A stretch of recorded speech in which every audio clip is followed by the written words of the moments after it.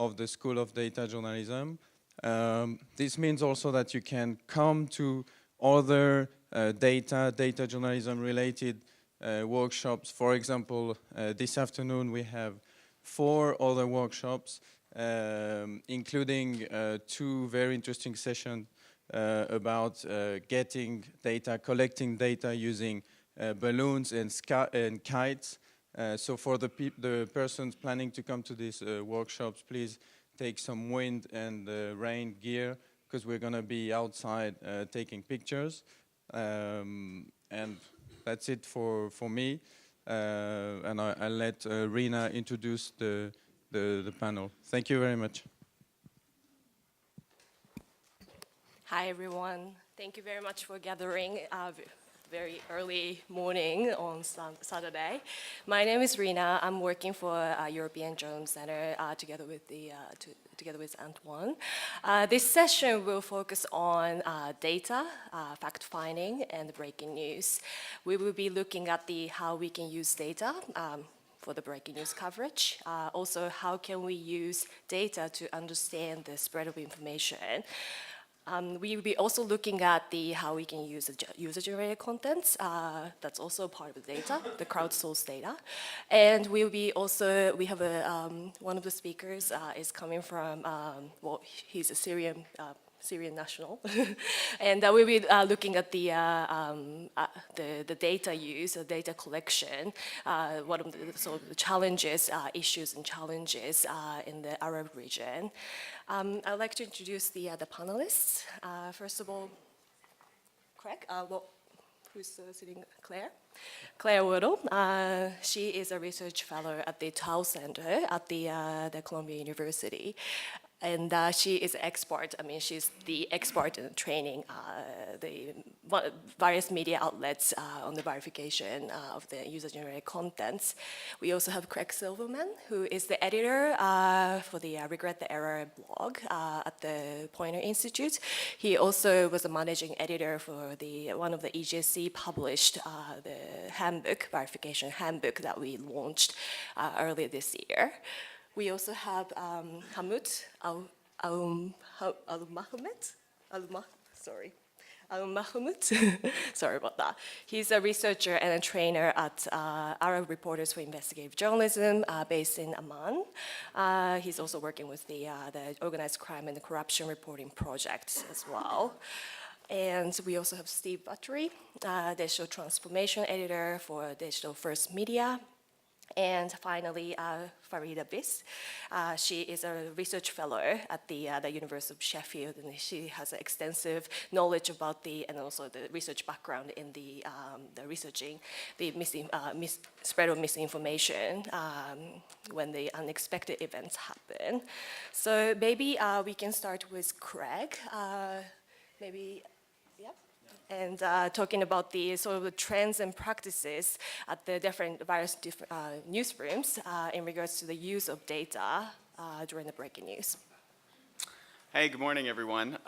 So I'm going to walk through some of the tips and advice that I've gathered from a group of data journalists, as well as give you some access to additional resources to help you understand some of the ways when you actually get the data, how you verify it, how you check it, and when you start to use it, whether it's in visualizations or other things, how you ensure that that's being done in an accurate way.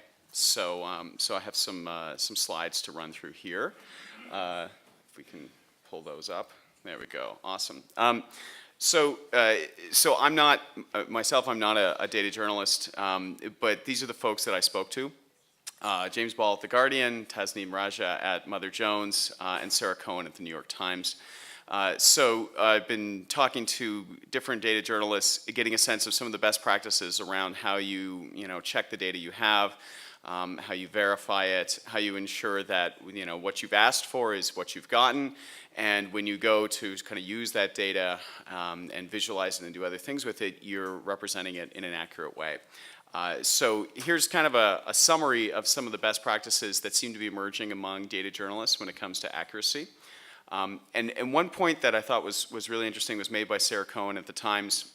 She differentiated between records and statistics. records are kind of the original data. What's been collected, maybe it's from forms or a census or other ways of collecting data. Statistics is often that raw data that's already been processed in some way. And so for her and for the team that she leads at the New York Times, they want the records. They want the original data that hasn't already been processed and treated by entities, whether it's governments or others. So think about that when you've received something. Is this the raw material? Is there one or two steps back that you can go to actually get that raw data and not have had somebody already treating it? Because as with any process, particularly an editorial process or even a data process, the more hands that are on something, that can improve quality, but it can also introduce errors. So think about that difference between records and statistics.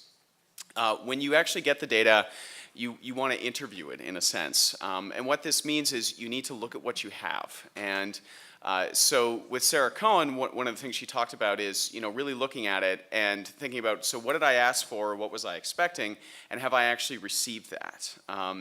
And so before you even get the data, you can think about what you think it's going to look like, how many rows and columns, if it's going to be in a spreadsheet, there should be, and what you've received, does that conform to what you expected?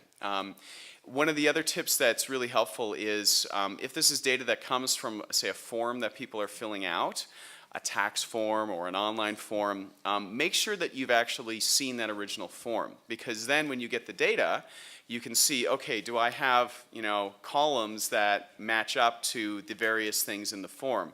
And did the form have questions that couldn't really be represented well in a cell in a spreadsheet? So you should kind of have a sense of what you're looking to get. James Ball had a tip that obviously if people in in the agency or whoever's giving you the data, if they've gone in and they've been doing things to it, sometimes you can spot that by people introducing typos or things like that. There's also a question of what's not there. Are there blank rows or columns? Oftentimes spreadsheets will take dates that have been entered and will render those in some automated way, and it may actually not be the correct way. So pay attention particularly to dates and times. And then, as you're looking within it, are things consistent in the groupings? Does suddenly a column of numbers turn into a column of letters at some point?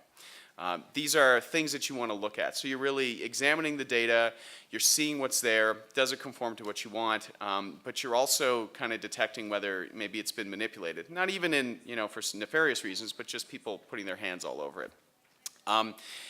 There's also the question of not only what's there and does it conform to what you wanted, but are there things missing that should be there? Did that original form that the data supposedly come from have 10 fields and you've only received 8?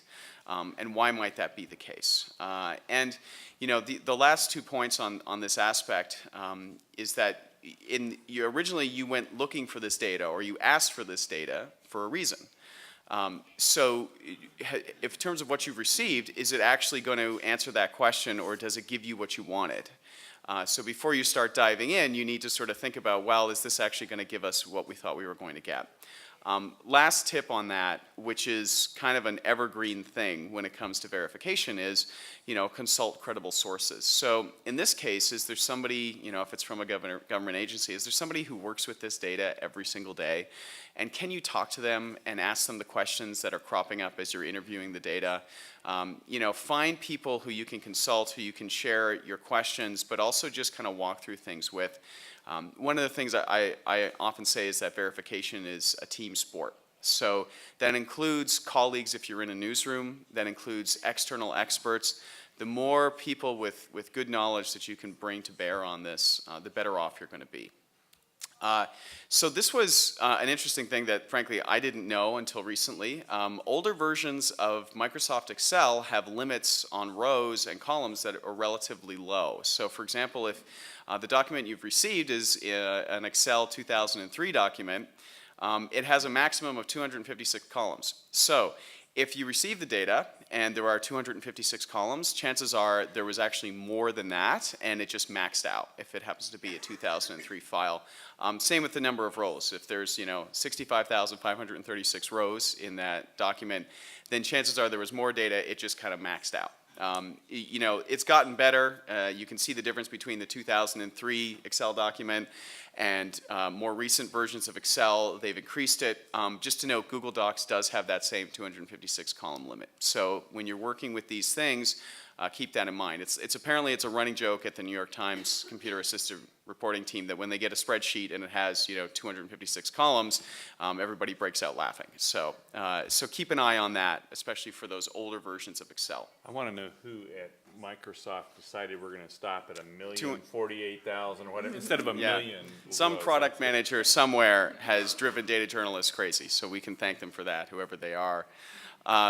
So you if you've dug into the data, you've interviewed it, maybe you've cleaned it up a bit, you've consulted some experts, you have a sense of what you have there, you're getting a sense of whether it conforms to what you expected.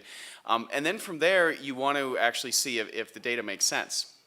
And so one of the things that James Ball at The Guardian does is if he's dealing with a certain type of data, so let's say it's economic data from a country, he's going to go out and he's going to get the gross domestic product for that country. He's going to go out and he's going to get really established figures from the most credible sources, and he's going to compare this particular data set to those unimpeachable figures.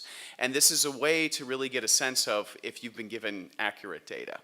So when you're getting data of a certain type, think about what are the statistics or other data that's out there already from credible sources that you can kind of compare it to. And that's a good way to understand whether you're dealing with data that is really an outlier, something that doesn't conform at all to it. And that might be a sign of something really interesting, but oftentimes that's a sign that something has gone wrong with it, and you need to follow up on that. One of the tips from Tasmin at Mother Jones is, they have an interactives team and they have producers and other people, but they actually require their journalists there to participate in kind of the data process. And the way they do that is they train them on a standardized format. They use Google Docs of how to set up a spreadsheet and how to set it up correctly. So one of the things you might want to think about if you're within an organization is, do we have a standard way that spreadsheets should look? And can we train as many people as possible to understand that? If you can spread these skills internally, then you can have more people who are able to look at that data and tell you, what might be a little bit off about it, or be able to take the raw data that come in and turn those into a more usable spreadsheet. So I quickly mentioned outliers, basically meaning you get this data and then you look at it and there's just some stuff that doesn't make sense, something that's way higher than it should be, way lower than it should be. And so the way that you can start to figure out if there's some stuff that's not making sense, or even just to get a better handle on what you have, is if, for example, you're using, you put the data in a Google Doc, it's very easy to generate charts and graphs and other kinds of quick visualizations from that. And indeed, you can upload an Excel spreadsheet to lots of different programs to do it. So one of the almost universal things that data journalists are doing is when they get the data and they clean it, they then start to visualize it in any possible way. Sarah Cohen at the Times talked about just as many possible charts and graphs as you can do, pie charts, line charts, bar graphs, And of course, that may not be the way you're going to end up representing the data if you're going to do something visual. But what that enables you to do is to see the data in lots of different ways and avoids getting what she called tunnel vision, where you're only seeing it in a certain way. And this helps you see if something really isn't making sense in it.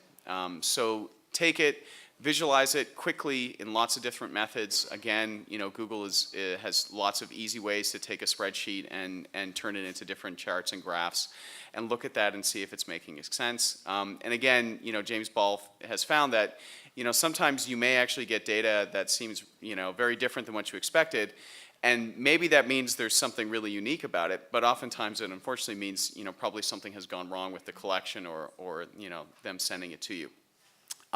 Last couple of points. When you are moving towards visualizing that data in some way, whether it's in an interactive or a static kind of graphic or way of displaying it, keep in mind that visual data and the visual representation of information, it's really powerful, and that's one of the reasons why we do it so much.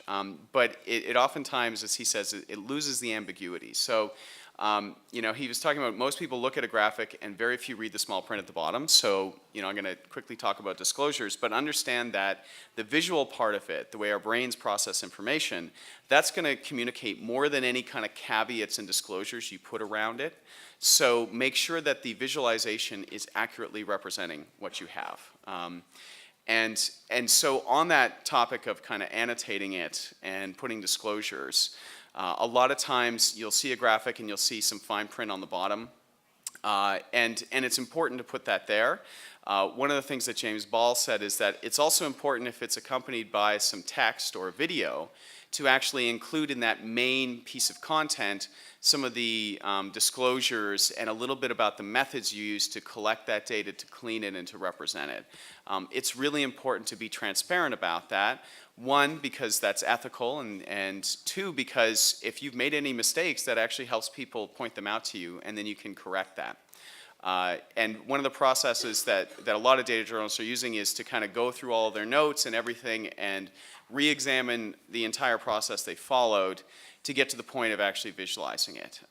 And so there's typically two ways that people represent these kind of disclosures. One is attached to the content itself. So if it's an infographic, you need to have it there because people might share it and have it travel online. So it needs to be there. And then the second thing is what's often referred to as kind of the nerd box, where you may actually have a separate little piece of text that's just about the methods. But I do like the tip to get it into the main piece as well, because people will often ignore that small print, or they may ignore the nerd box.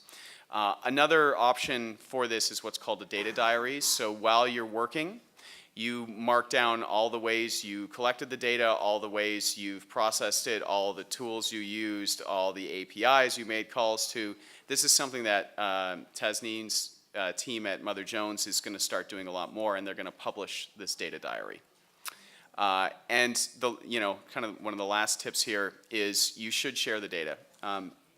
The Guardian is very good about this. A lot of times they put up the actual data sets they collect. And it helps people examine it. Other people may take it and do other things, which is great. And of course, people may look at it and say, hey, that's incomplete. And this is an actual example I was given. People say, that's incomplete, you're missing data, and here I have it. So why don't you put this in as well? And of course, it also helps people point out errors, which you can then correct. So just quickly to wrap up with some general tips. Realize that our natural tendency, particularly as journalists, is we want to tell a kind of simple and straightforward narrative. And so be cautious of that tendency to kind of oversimplify or magnify data. Complexity exists in the world, and we should find ways to represent that accurately. This is no different than any other journalism process. Verification is a part of it. And these are some of the tips and things you can use. Have those rules of thumb on hand for the data so that you can check it very quickly and understand if it kind of fits with with that realm of data that you're dealing with. When you get the data, along with cleaning it, you want to also visualize it in lots of ways to kind of get a sense of what you have and see if there are any outliers.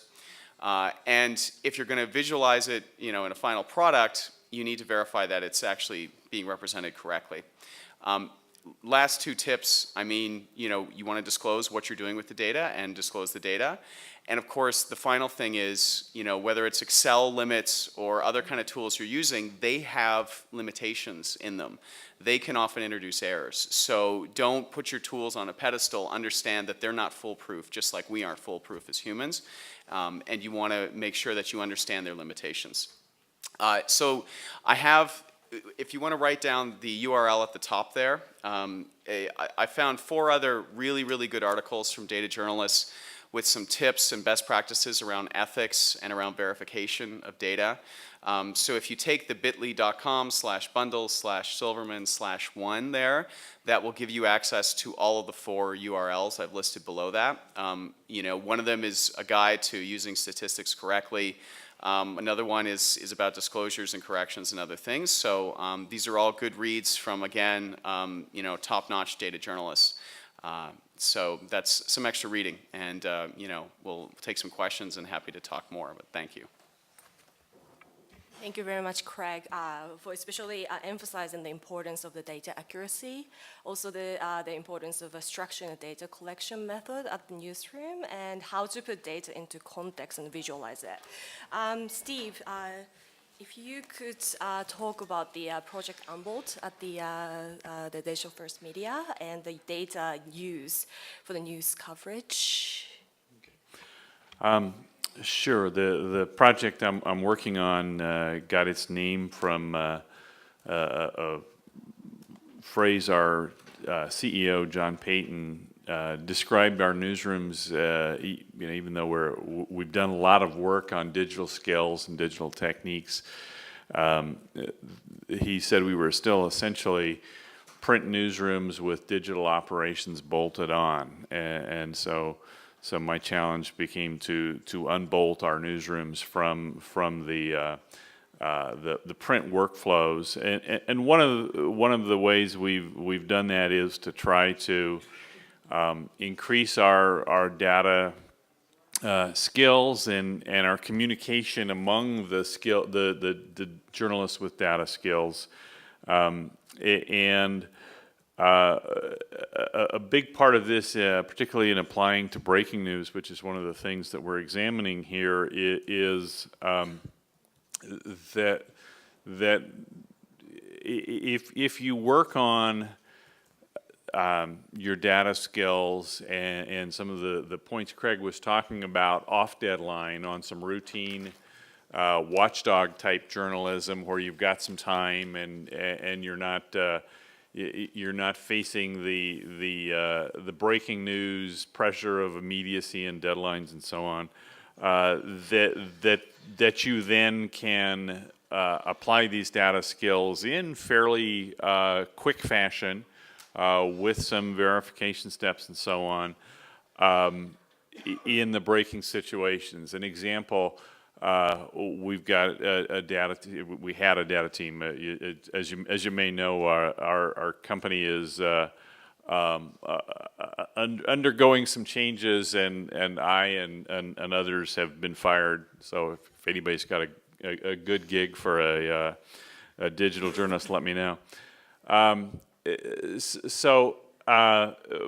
our team in New York, when the Boston Marathon bombing happened. Of course, we've got journalists that we sent into the field very quickly to do the interviews and try to find out what was happening and other suspects and tell the stories of people. But one of the things about the Boston Marathon is that it happens in Boston, but it's a national story, sometimes a worldwide story in terms of people coming from everywhere to compete. So it's a local story. We're a company of more than 70 newsrooms scattered coast to coast.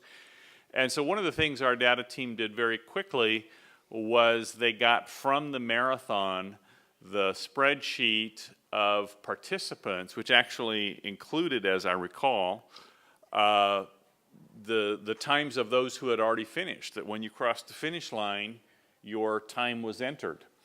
And so we were very quickly able to share this information out to our 70-plus newsrooms around the country so that they could look in the spreadsheet and see, okay, is there someone from Boulder, Colorado, or Whittier, California, or the various different places where we have newsrooms who was running in the race, and when did they finish? Did they finish 2 minutes before the bomb? They were probably nearby. Can we, get in touch with them and do our local story? So that's not something that resulted in a data visualization. It's not something that resulted in data analysis that published in the newspaper. It's simply an interview with our local runner who had just finished minutes before the bomb. And so that's an example where data helps in the breaking news story, and that getting into the data mindset in doing journalism, that almost every story you work on relates in some way to data is critical to doing that. Another way that we're doing that is we're using a tool called Geophedia that collects geotagged social information by location. And again, we're using this in the routine stories.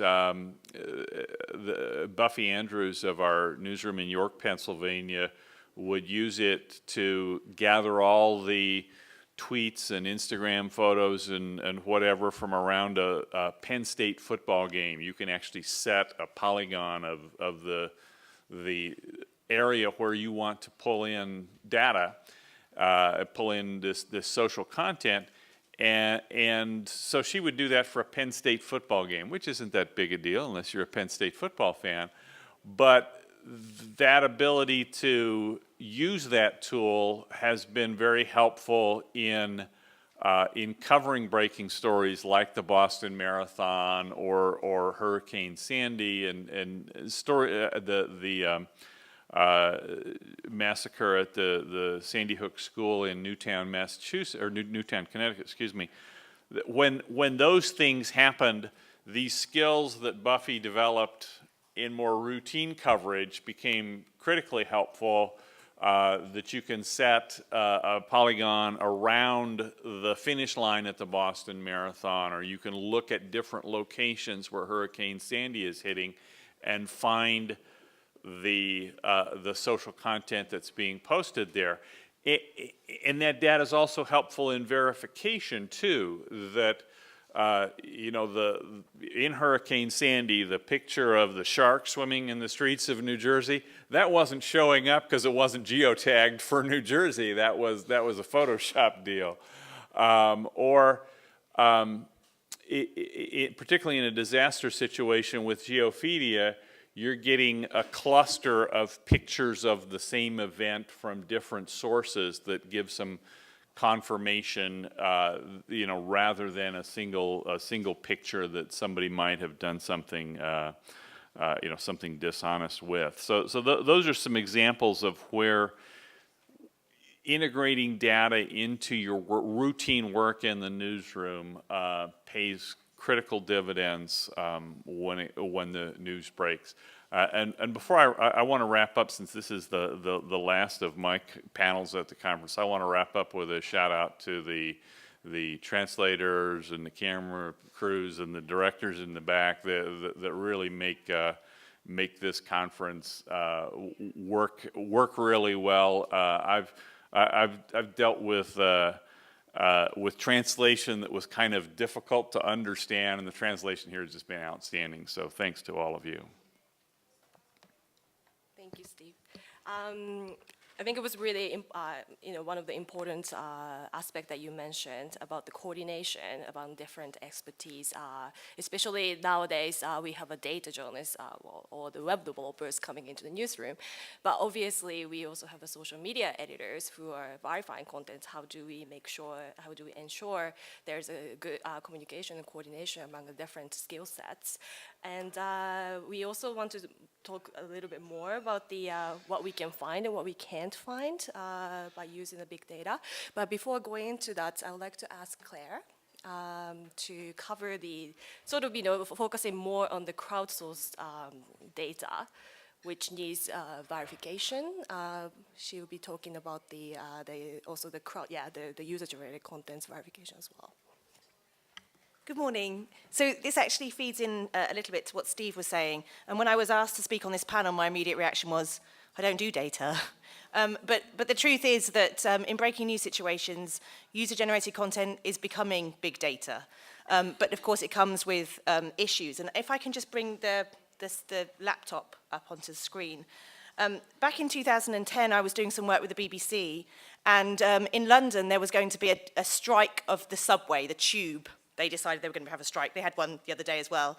And at the BBC, I said, I really want to do something because we can't send out 100 reporters to stand by all the different tube stops to say, yes, this one is open. No, this one is closed. And I said, there must be a way that we can use the crowd. So you might have heard of Ushahidi, which is a tool that was developed in Kenya, and it was the ability for people to plot events. And it was designed by a woman, actually, with a team in Nairobi around the Kenyan protest back in 2009, and Ushahidi is Swahili for witness. And so she built this incredible tool. It's open source. Ushahidi allows people to basically report what's happening. And then they developed this version, which is just crowd map, which allows anybody to create it. It's like WordPress. You just say, this one was tubestrike.crowdmap.com, and you can make your own. And this is not a good example at all. I put it up there because I was responsible. But it was a really interesting way of just playing. As you can see, it has no BBC logo on it. The BBC said, just do it, but do it quietly. Then if it fails, it doesn't matter. I think it's really important sometimes to play with these tools and just understand what happens, because I said, if there's a terrorist incident in London, the BBC should have been able to have practiced on these kind of platforms. But just very quickly, each dot was a dot that the crowd had reported, whether it was this tube station is open or closed, or there's some bikes available if you want to take a free bike, or this ferry is running. But the issue here is around verification. So when we're talking about big data and user-generated content, of course, verification is a huge issue. So all of these dots, we had to say, here's a photograph of a tube stop being closed, but we haven't verified whether that's true or not, but we're allowing this for you to see it. So verification in UGC and breaking news situations is really important. And I just want to quickly bring up this Google crisis map, because of course Google, interestingly, around crisis reporting, create incredible tools, whether it's people finding tools or these crisis maps. And Google isn't a journalism enterprise, but actually in these situations they do some incredible work. And this was around Hurricane Sandy, and they have these different layers that you can view. And it's, disaster relief, it's your shelters, it's a whole host of really interesting information that Google have plotted. But on this year, they decided that they wanted to have verified YouTube videos. Now, of course, this is always the way. You wake up on a Saturday at 8:30 and you check it, and it's no longer tickable, which is a shame. But what it meant was that there were so many YouTube videos around Hurricane Sandy, but many of them were not true. They were from previous storms, or they just weren't from New York. I saw one with palm trees that people were sharing. I was like, not so many palm trees in New York. So there's always those issues. And so on this layer, there was lots of YouTube icons that people could click and say, this is a verified video of the storm. So this issue of the extra information that newsrooms can provide is about verification around UGC. Anybody can see the UGC, but here's the stuff that really counts. And actually, it's interesting that Steve was just talking about this, but this was, again, from the Boston Marathon. One of the videos that you might have seen was a woman, and she was running with a GoPro camera on her head. And it's an incredible 14-second video of an eyewitness account of what she was running here. And all of a sudden, you're watching the video and the explosion happens. Now, it's an incredible video, but of course, how do you verify that video and say, who is this person? How do we contact her? And here's the thing that Steve was talking about, which was the run tracker. They were able to locate the name of the woman with the GoPro camera on her head, and her name was Jennifer Treacy. And by going to this data set and checking, Jennifer Treacy, because of her little thing on her trainer, was tracking, and she was 2 minutes from the finish line, so it definitely was Jennifer Treacy. So I think one thing I'd say from working in breaking news situations and in many newsrooms is exactly as Rena was saying, the social media editor and their team is often here, the data journalists, many of you are in this room, are often over here. And very often there isn't a sense of how can those types of skills work together. And certainly on a number of breaking news situations, the skills that data journalists have, it's just another part of the brain to say, have you thought of this? Have you thought of that? And around verification, it really should be all hands on deck. And Craig was right to say this is a team effort. So whether it's thinking, hang on, we've got a little bit more time, maybe we could create a map and create a layer of verified videos. Maybe we could create some information here that can add to the story. There's so much emphasis on what can we put out now, but many of these breaking news situations, the coverage will last 2, 3, 4 days, and there needs to be space for people to say, how can we add to this story? And I think there's real opportunities there for working together. So I really just wanted to say that very quickly, that it's not obviously big data, but there's a whole number of skills that can work together to create really strong, what do Americans say? Synergies. Canadian, don't look at Sorry. I'll add something quickly if you're interested in using CrowdMap. My colleague Mandy Jenkins did a CrowdMap primer on her blog, which is zombiejournalism.com. And so if you just go to zombiejournalism.com and search for CrowdMap, you'll find her primer that's a pretty helpful how-to of how to use CrowdMap.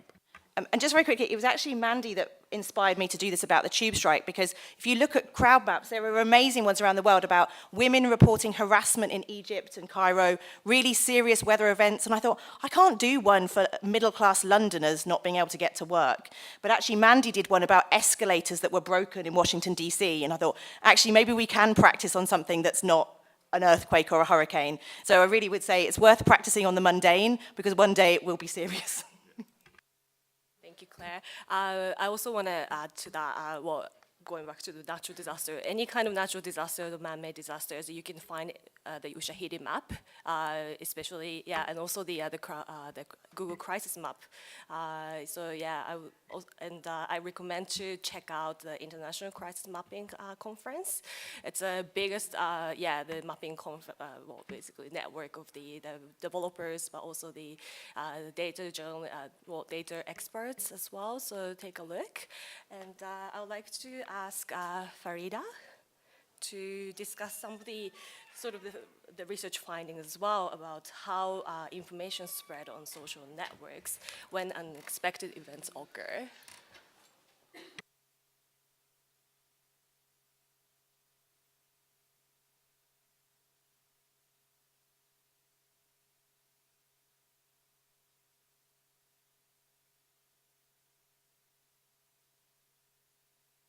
Okay, yes? Can I have my slides, please? Okay, so I was asked to talk a little bit more about wider patterns in terms of how information spreads, specifically on social networks. So one of the things that I do as a sort of extracurricular activity is I sit on the World Economic Forum Council, the Global Gender Council on social media, and one of the things that the council does, or the councils do every year, is they have a survey to figure out what do members of the World Economic Forum think are the kind of hot trends and topics for the year to come. And so when they did the survey last summer, one of the things that I was asked to respond to is that on number 10 was a concern over the rapid spread of misinformation online. So if you look at the kind of the top... Can we get her slides up on the screen? They've disappeared again. There. Okay, thank you. Thank you, Steve. Okay, so just to very quickly recap then, some of the key issues that were identified for 2014 are sort of the usual suspects in terms of widening income disparities, issues around tensions in the Middle East and North Africa. But on number 10 was the spread of misinformation online, and I was asked to respond to that. And so what I want to share with you is just some general kind of developments in this area, both in terms of perceptions of the spread of misinformation, but also what do we actually know about the spread of information and misinformation on social media, specifically in terms of breaking news. So just to give a couple of points of books that have recently come out. So when I mainly speak to academics, I always recommend the verification handbook. So I thought what I'll do on for you is to highlight a couple of books that have come out recently that more widely talk about how information spreads on social media, specifically looking at virality. So there's this book by Karine Nahon and Jeff Hemsley that looks at how do things go viral? How do we start to understand these different patterns? What are the different ways in which different kinds of events go viral? And the other book that's come out also late last year is on memes.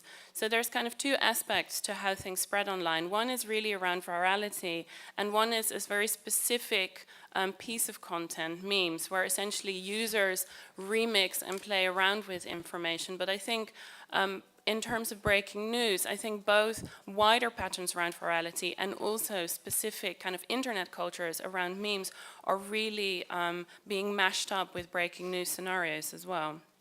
And they're really useful to understand. So a kind of classic example is, of course, the famous tweet on the death of Osama bin Laden, the Keith Urban tweet. And Social Flow did some really nice network visualizations on how you can sort of see this spread through Twitter. So this is a quite contained piece of information that's read specifically through Twitter. And I want to sort of put a caveat on that. not everything is that contained in terms of a social media platform, but this is very much located on Twitter. And what they identified, and Nahon and Hemsley talk about this as well, is the conditions under which this was able to spread. So this was a combination of a person who was at the time working for Donald Rumsfeld, who was in the know, who was very close to being able to verify this information, and then CNN picking up on it. So you see these two very large clusters of spreaders. But what is really important here is the role of gatekeepers. So the kind of combination of being close to the source, but then also having powerful gatekeepers push out this information under the right conditions as well. So a number of kind of elements have to come together for the information to spread. And then some work that I was involved in 2011 with The Guardian was around the spread of information on Twitter during the riots, the summer riots in 2011. And one of the things that we were specifically interested in is the way in which rumors spread, so misinformation specifically to do with 7 different rumors. And one of the things that we found there is again the role under very particular conditions of specific users, in this case being able to debunk information. So this is not someone necessarily in the know, this is not a well-known journalist, this is an individual unknown user, if you like, who uses logic to basically say, I don't think this thing can happen at the moment because of certain conditions, and people believed him. So he was, at that moment, in that context, a trusted source, and he was able to debunk that rumor, and that cascaded through the network. Now, one of the things that is, I think, relevant in relation to what Craig was saying earlier, in terms of what James Bull was talking about in terms of visualization, I was a little bit saddened that this didn't have a big fat nerd box with it to really explain where we collected the data, the limitations of that collection, and then I would say the steps, so the kind of the diary of how this visualization was built, because I think it's really, really important to take that on board and to be able to understand how we came to visualize this in this particular way. So I thought that was a really important point.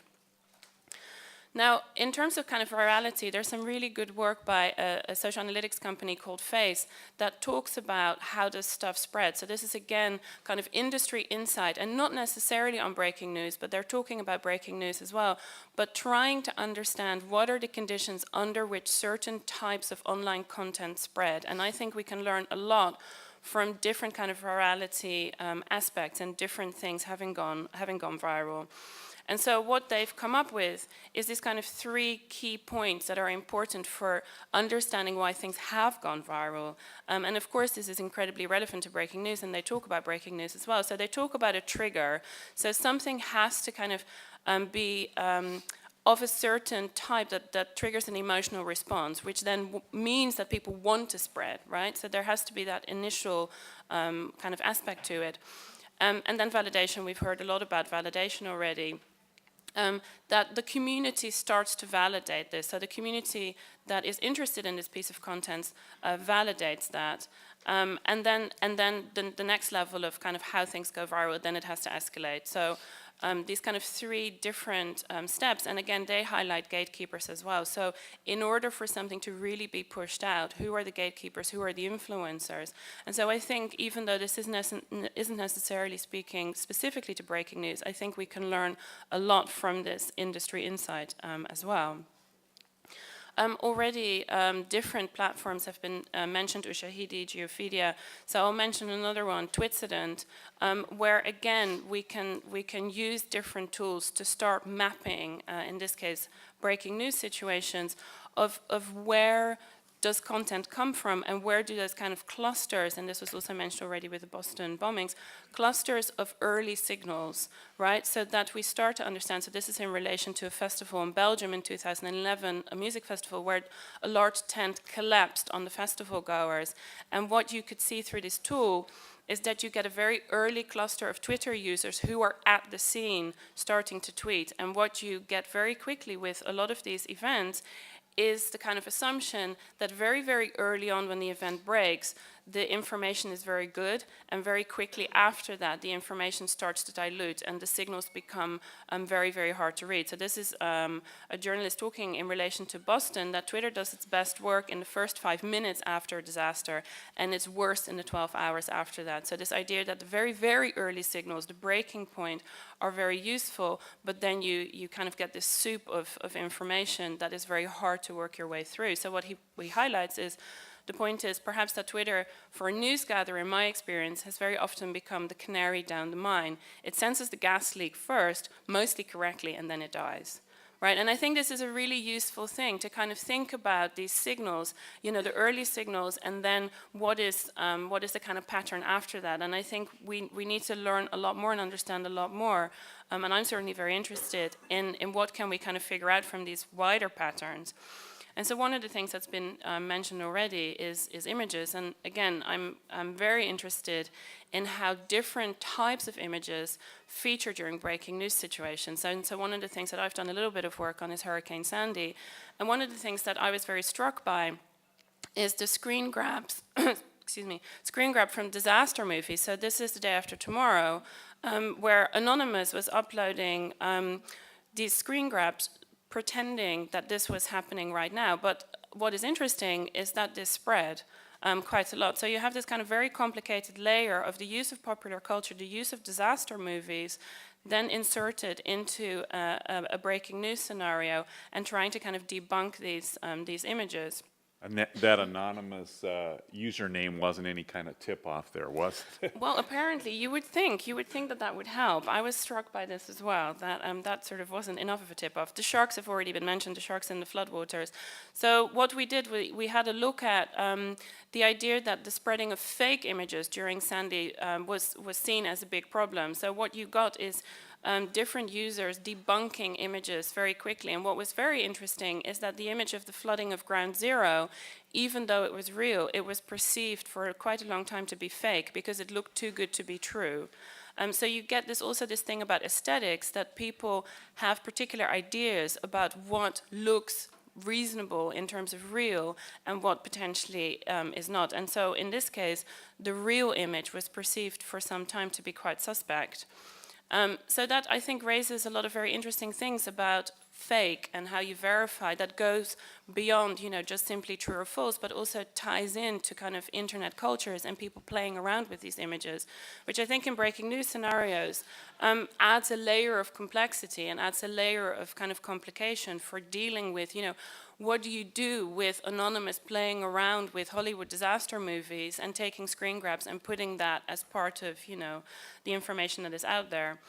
And then I guess the other thing about these early signals versus a wider global community, so the early signals of people who might be at the scene versus this very, very long tail and kind of explosion of information that happens in the aftermath. And then finally, just a very kind of quick thing about how do users perceive, you know, this kind of misinformation potentially online. And what was interesting is in the last Oxford Internet Survey, which they produce every 2 years, users actually put most faith in the internet, information in the internet and online. And so what is quite interesting is that people now seem to feel quite confident about their own skill set in terms of debunking information. And unfortunately, television, radio, and newspapers were seen as less trustworthy than online information. So I'll leave it there. Thank you. Thank you, Farida, especially covering the importance of understanding the social dynamics of the spread of information on social networks. And that will lead in, of course, to detect the signals at the early stage. And that will be another aspect that contributes to the disaster preparedness at the newsroom as well. We'd like to move on to the final speaker, Hamut, who will be talking about the data collection and investigative journalism in Arab world. And hopefully he can cover the countries like Egypt and Syria, where the access to information is limited. Yes, hi everybody.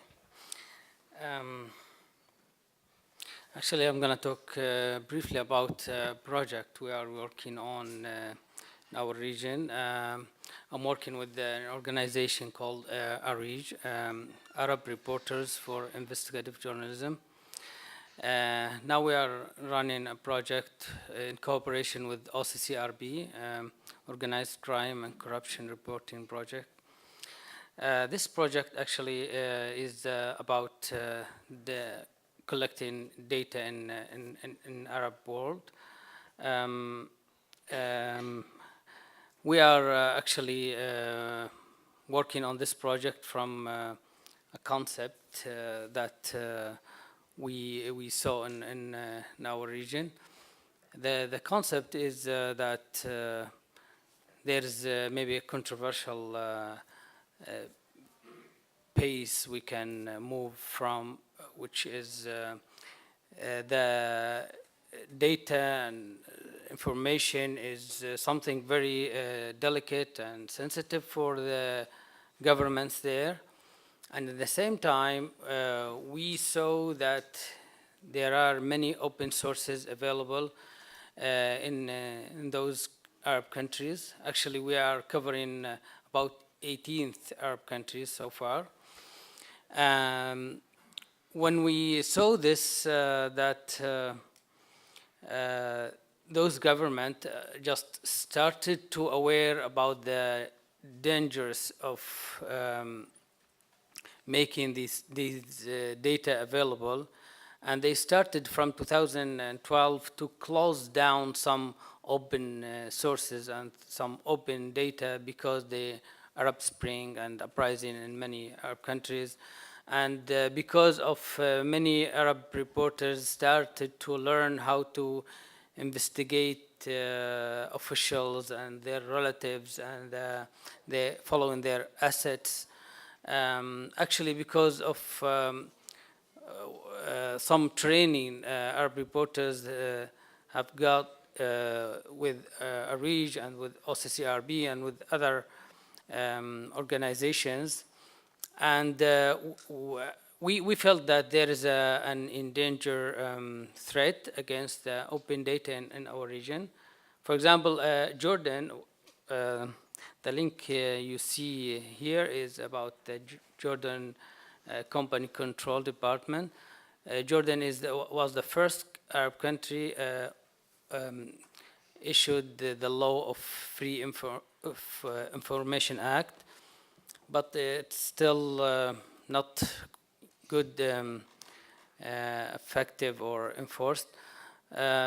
Jordan, when they saw some Arab reporters actually reported about some companies depending on these data here, and some reports especially about the Arab nationals from Tunis, from Syria, from Egypt. They are trying to do some business in Jordan and try to do some money laundering, and some Arab reporters reported about this. Actually, there was in Arabic options to search for companies by the nationality, which is here.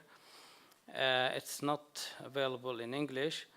But when they saw that there are some Arab reporters, they are searching for officials from Yemen, for example, or Egypt. They are investing in Jordan because in Jordan they have a place for some kind of offshore companies. So the officials, they might hide their money there. So now we saw this option of searching by nationality is broken by the government. It's not available now. Actually, we have many signs that told us to try to work on this project. We found that we still have an open data available online and offline in many Arab countries. What I mean by offline, for example, when we see the official gazettes of many Arab countries, we can see they put online all the version of the official gazette, except the business records. I mean, usually in the hard copies of the official gazette, they put every company is registered in this country, but they don't put it online. So what we are doing now in those 18th Arab country we are working on is to try to collect these data, to scrape it, to download it, and to go to this data available offline by hard copies, and to buy an archive we start with 10 years, to scan it and index it and tag it and make it available for reporters, students, faculties to search, because we don't trust that Arab governments will be sustainable with opening the data. And we saw this example of Jordan, and also we saw many examples in our region. And when I saw actually just 1 or 2 months ago that British Virgin Islands started to work on some laws that punishing anyone who use the data or documents there in any kind of publishing or something. So it's more likely in our region to have such laws. Because of this, actually, we are working very fast on this project in Arab reporters to collect these data. And also, one of the concepts we are depending on that is even in the Arab region, where most of the countries, they are not democratic countries, they try to make any action or any business or any kind of thing done by the government or anyone recorded. They want to be, they want everything to be registered and legal. For example, when you review the official gazettes of Syria and Egypt, you can see some new laws issued every week, every day, but you don't see them on the national news agencies, but they are just in the official gazettes. And very few journalists there, they care of opening official gazettes and see what inside them. In Syria, you can see every week piles of new laws. This article of the punishment law will be modified to be like this. They change some words. For you as a journalist, you don't understand what happened. But if you go to a lawyer or someone who is expert, they can tell you, for example, they did this because they intend to, for example, let the security intelligence or the army attack this area by this kind of weapons, and this will be legal to use this kind of weapon according to the, for example, the Syrian law or to the Egyptian law. And because of our reporters in the region started to aware of this and started to report about this, I know you have seen this, what's called information. 100 information heroes. We have Syrians, we have this colleague is from Syria. Yeah, he has a media center, and he's one of the persons who started to work on, collecting some data about the government, and especially in these cases, I'm talking about which is how they started to legalize their bad actions.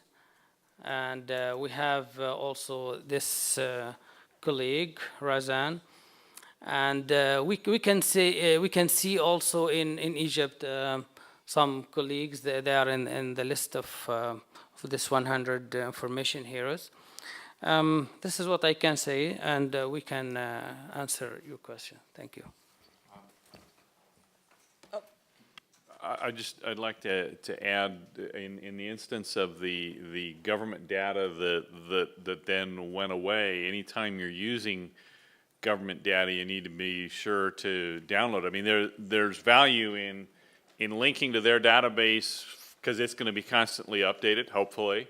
But you want to make sure that you download it for exactly that reason. Just the same as, you know, if you see a tweet that looks too good to be true, you need to do two things. First of all, verify it because it probably is too good to be true. But just in case it is, you want to grab a screen grab because they may take it down. You know, if particularly if it's in a security kind of situation. So anytime you're dealing with government data that might be, whether it would be sensitive or not, make sure you download it so if they take theirs away, you can at least go with the data that you had, even if it's not going to be updated. And also, Hamoud, you're working with the Brown Moses blog as well? Yeah. So you have a sort of the network being established for for the verification experts as well. I would like to throw one question from my side about the issues and risks in regards to data collection. What are the risks journalists need to bear in mind when collecting and using different types of data and technology-supported tools for breaking news coverage? Is there anyone who can comment on the risks? I could speak to a risk that potentially isn't an obvious risk. It's social media companies suing you, potentially. You're not allowed to share this data, right? So one of the points that was made earlier in Craig's presentation, in terms of, you know, you put your visualizations out there, you put your stories out, and then, you know, share the data. That's not possible with Twitter data. Which I think is a huge problem. So for Reading the Riots, we weren't able to share the 2.5 million tweets that we collected.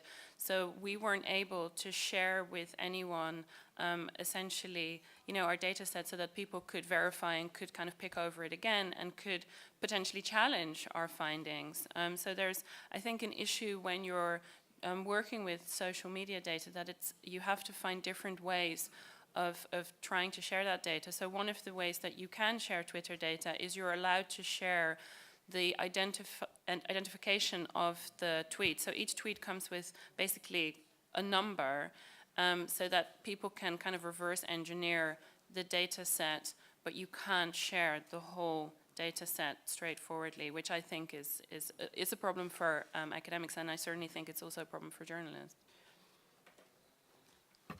Just one other risk to highlight, particularly in the breaking news context. You know, when something is evolving, you're obviously not getting the full picture. So if you're collecting data in that instance and you're actually then, you know, putting out, whether it's a visualization or some kind of representation of it, you have to find a way to present that in a context to capture the limitations of what you have there. So if you're, you know, if it's an example with social media where it's just constantly flowing and churning, all you have is just a snapshot of that moment, and it's going to change potentially in seconds or certainly in minutes and over hours. So keep in mind in a breaking news situation how fluid that is and how that data is going to change rapidly. So putting things out and, you know, being really declarative about it and not capturing, you know, some of the weaknesses and how it's going to change, you know, that would be a risky thing to do. It could, you know, you could be wrong 5 minutes later. So that's, you know, that's one thing to keep in mind. Certainly, another thing to keep in mind in a breaking situation is you want to say when your data is a snapshot of, because it's such a changing situation. I was editor of the Cedar Rapids Gazette in 2008 when we had a catastrophic flood, and the one of the things we did was we sent reporters out to map the edge of the flood zone. And that map was very helpful, and it was very newsy, and it was very timely. And the water goes down, you know, so you have to say, okay, this was at this time, which was, I mean, obviously mapping, you know, that took place over a period of time. So the period of time that we did that included the crest of the flood, but obviously that news is perishable, and so we had to label that accordingly. We also did some data from the community on relocated businesses, and we had to include disclaimers. You know, we were asking people to fill in information on their businesses, and so we had to include a disclaimer that this was from the community, and that again, that it was part of it was, we said when this information came, because they might have relocated to this particular location first and updated that in our database, and then they moved somewhere else and didn't update the second time, and those sorts of things. So you want to say where the information is from and how old it is, because in a breaking news situation, it's constantly changing. We would like to also get some of the questions from the audience. Are there any questions? Anyone? Bueller?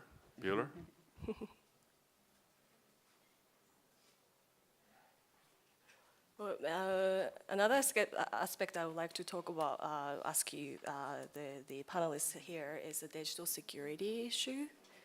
If there's anyone who could cover that, maybe Hamut? The security. Let me show you quickly some photos from you know, Syria, as you see here, Syria, Iraq, Egypt, the most deadly nations for journalists. This is from the Committee to Protect Journalists, and I can show you some photos from Syria for the journalists died. These are our colleagues. And here you can see the citizen journalists from Syria. Some of them, they used to be official, I mean, well-known journalists, but they masked their heads to be unknown, and they use fake names. And we have a very brave ones who died. And this is my office last year. We actually we worked in an area considered, you know, as the most dangerous place for even for normal people, not only for journalists.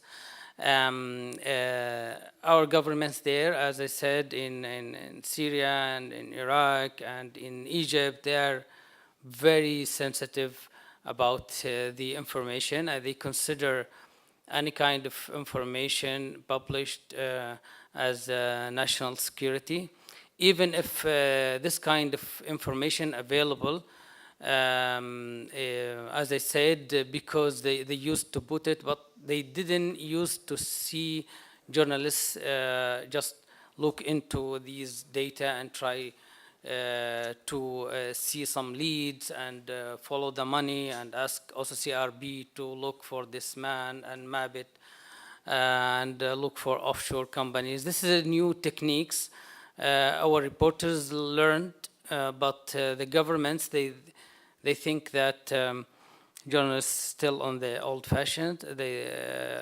of being, you know, abide by their rules. We are actually losing reporters, our colleagues. Now we have some of them kidnapped by both sides, let's say, by the regime and by the extremists especially, because any one who's radical, who's extremist from this side or from the other, they don't want reporters to be witnessing and filming or reporting about. I always say that the truth and the professional reporters are one of the first victims of the extremists. The extremism, I mean, from the radical groups, Islamic radical groups, and from also the extremism of the regimes in our region. And you just see very few professional reporters are allowed to work. I can say it's very rarely. What you can see there, reporters who are appearing in the TVs or something inside these countries are like the people who agreed to make some propaganda for the regime, and they are like war lords now. But professional reporters usually work anonymously and work with the fake names, with the masks on their heads. So it's very very hard. But one of the things we are proud of our colleagues that they still there and reporting. And one of the things Rina mentioned is Brown Moses. I think he's gonna speak in this conference today, or as I saw. Yeah, and he's like covering Syria from his sofa in London, but he's a very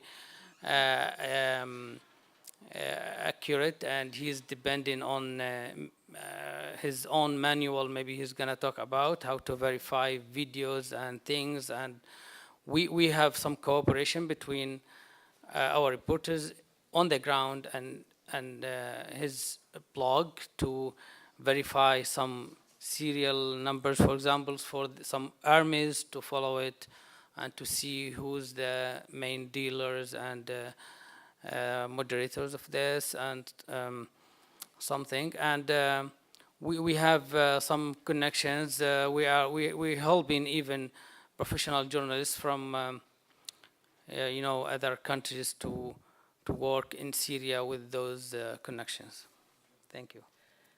I would like to also ask about the sort of technical tools. You mentioned about the reporters as the main tool, but what sort of technical tools do we need for breaking news coverage? I mean, obviously, the technology helps us to gather data, but do you have any idea on what sort of tools can help the journalists to be able to cover also find facts during the breaking news situation?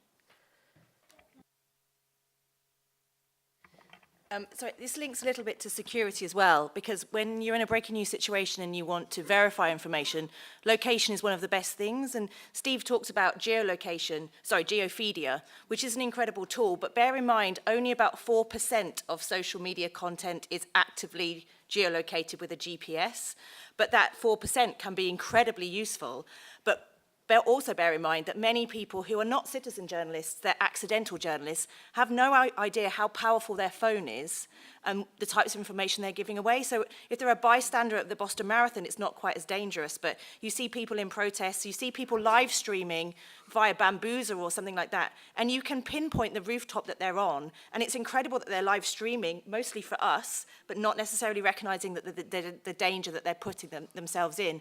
So for journalists, we're always looking for things like EXIF data, we want geolocation, we want all of this data that's available, but there's such a fine line, depending on the story, in terms of people's security. So I think that's always worth bearing in mind when we're asking for content around breaking news situations, always to think about the safety of the uploader. And it might be being aware of geolocation, but it might be that they're just not aware of health and safety concerns. They're not necessarily aware of the dangers they're putting themselves in. They haven't had journalism training. So I think those things are really important to bear in mind. Does that mean also we need an ethical code? of journalism, for data journalism as well? Because the ethical implication here is very important. How can we make sure that there is a standard? Yeah, I mean, I think we had a good discussion about this yesterday about ethical codes, and I think it's not necessarily ethical codes for data journalists, ethical codes for social media editors. It's just recognizing those ethical concerns that have always impacted journalism, but we do need to recognize that things have changed because of the digital landscape, but we don't necessarily need new codes. We just need to, think about what's really important. And a big part of this is just educating and making people think about the implications and not getting so excited about the technology and recognizing there are real dangers there.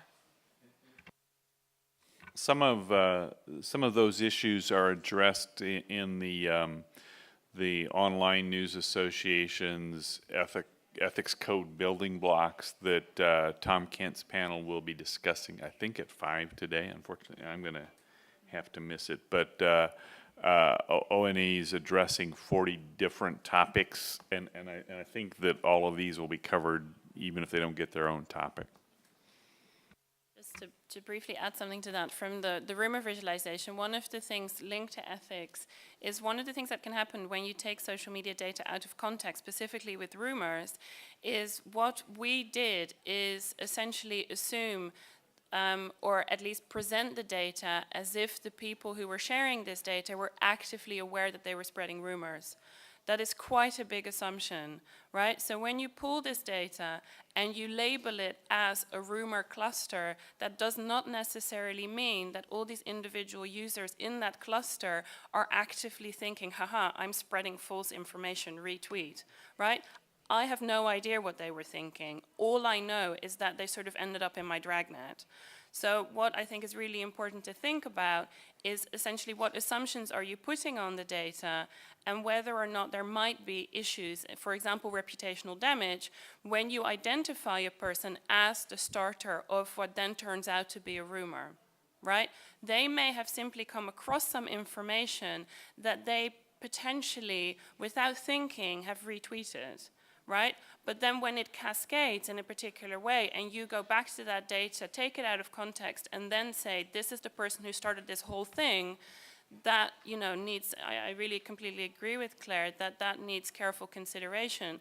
And what happened with the rumor visualization is some people celebrated that we had identified them, which I was very surprised about and somewhat concerned about, because then I thought, are we now contributing to potentially rumor mongering as a sport, right? You're giving people ideas, you start a rumor and you end up in The Guardian.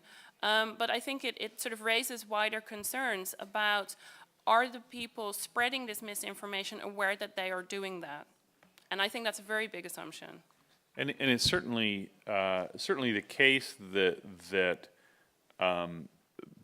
people, people using social media who aren't journalists aren't and shouldn't be bound by journalism ethics. And this wasn't a breaking news situation, but the reality show producer who started the social media sensation with his supposed exchange of his tweets and exchange of notes and everything with a woman on the plane that was completely fictitious.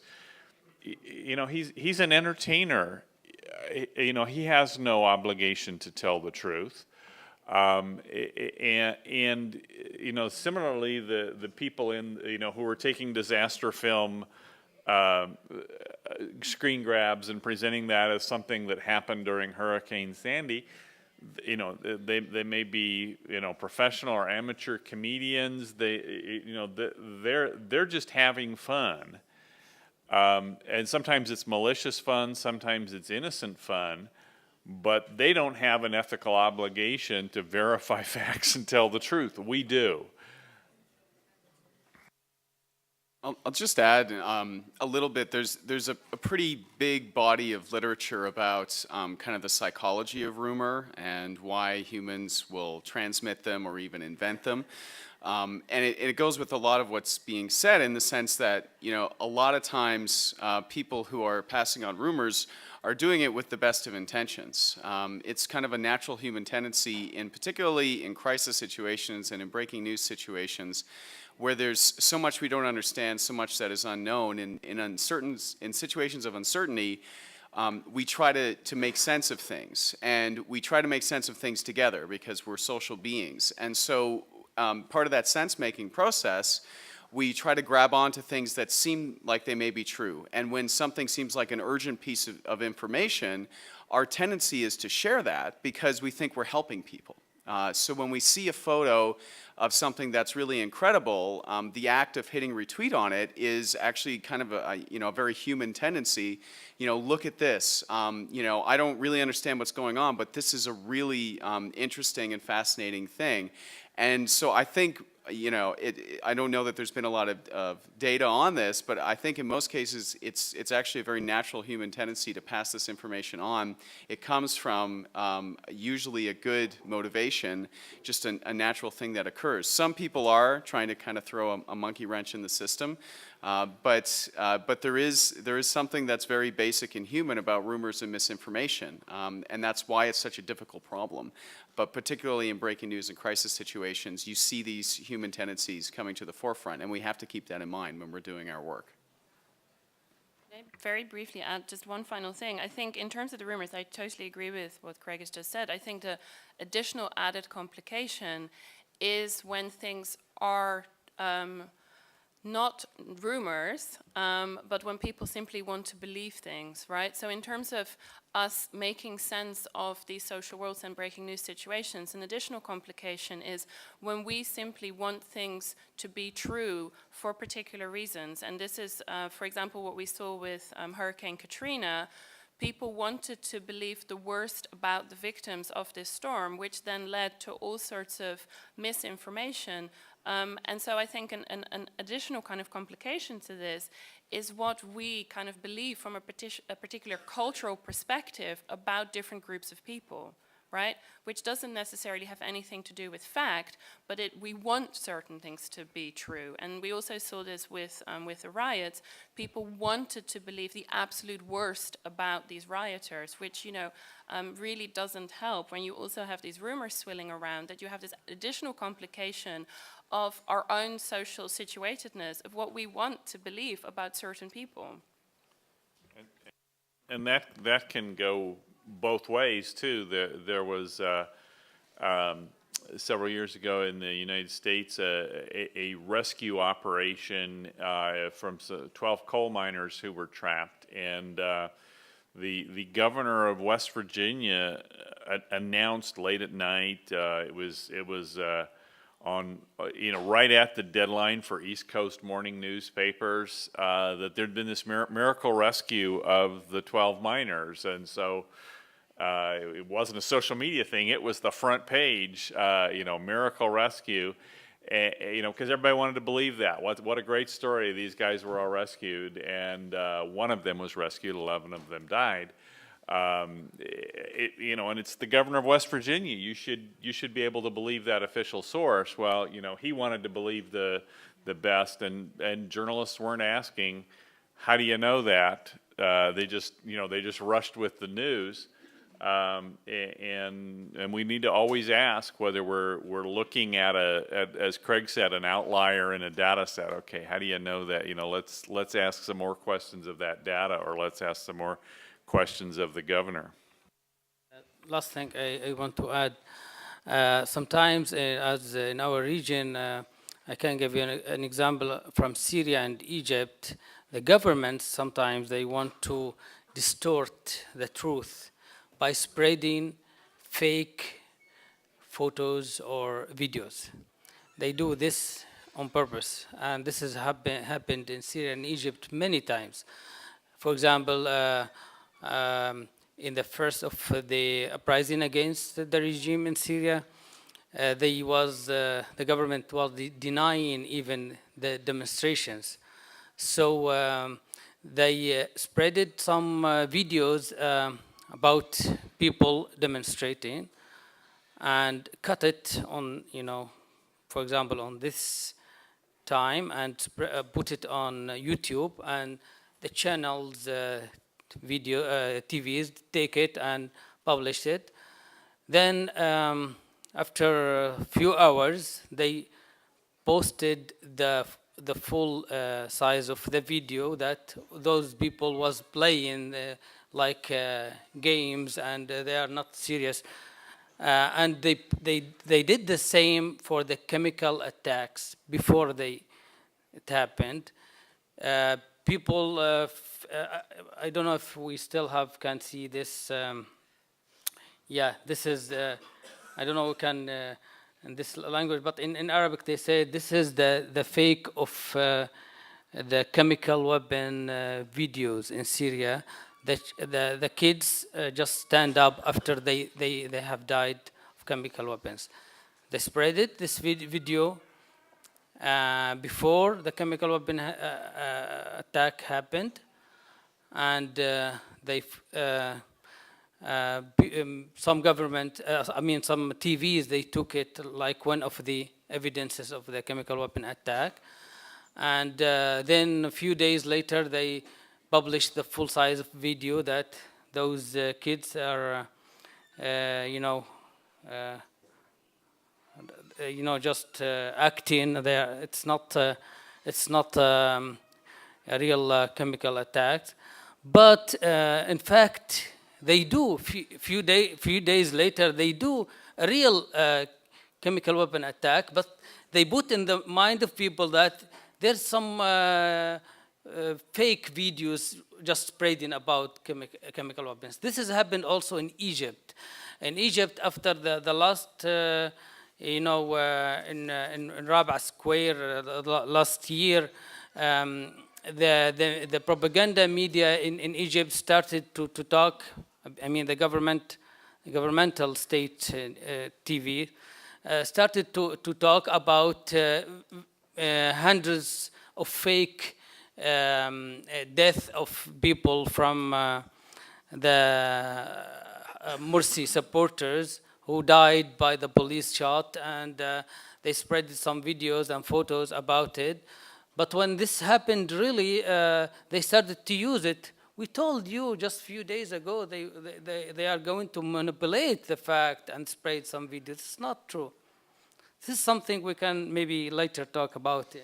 Yeah, Thank and you. also I think what you mentioned, it happens a lot also in the countries like, Rwanda, where the polarized countries.